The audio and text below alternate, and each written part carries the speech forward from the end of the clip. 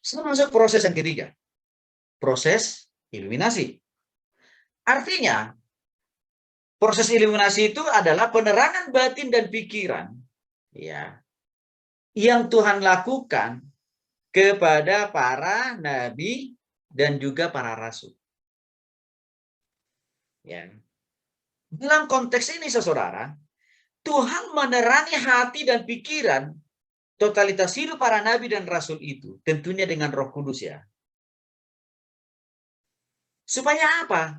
Supaya waktu mereka menerima firman dari Tuhan, benar-benar 100% seperti itu juga yang mereka catatkan.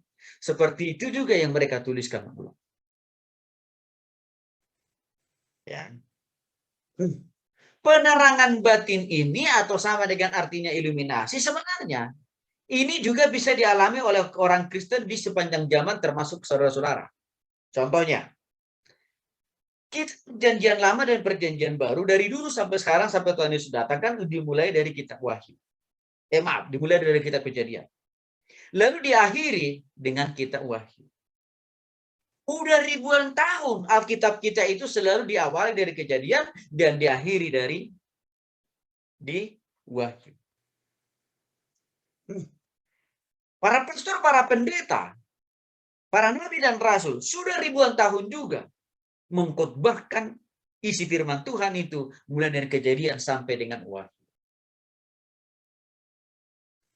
Maka mungkin sudah terlalu sering berulang-ulang kita dengarkan para pastor, para pendeta mengkhotbahkan itu di gereja.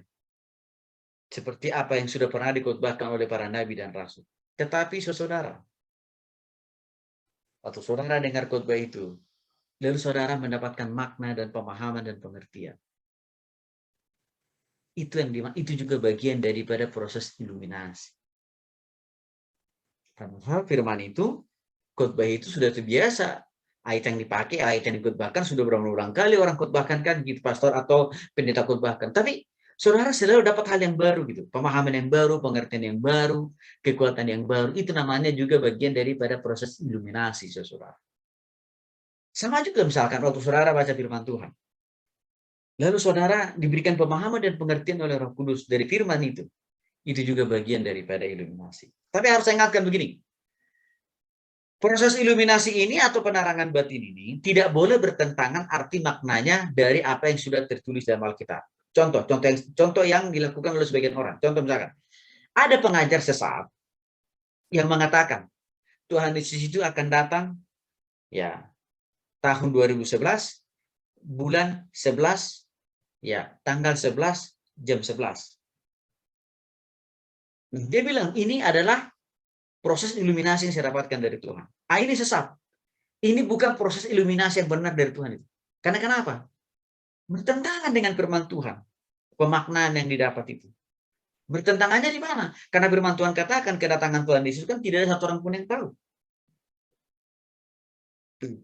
Jadi itu contoh salah. Nggak boleh mengklaim saya mendapatkan proses iluminasi, penerangan batin, lalu dia menafsirkan, lalu dia meramal. Nggak boleh.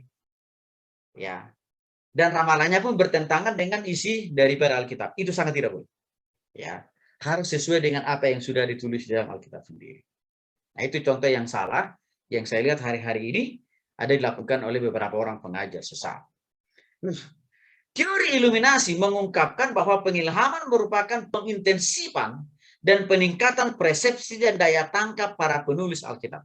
Jadi dalam proses iluminasi ini, lagi-lagi Roh Kuduslah yang memberikan pemahaman dan pengertian yang lebih dalam kepada saudara-saudara untuk memahami dan mengerti firman Tuhan itu sendiri. Jadi dalam proses iluminasi atau penerangan batin ini, ya bukan pikiran kita yang menafsirkan, bukan, Roh Kudus juga.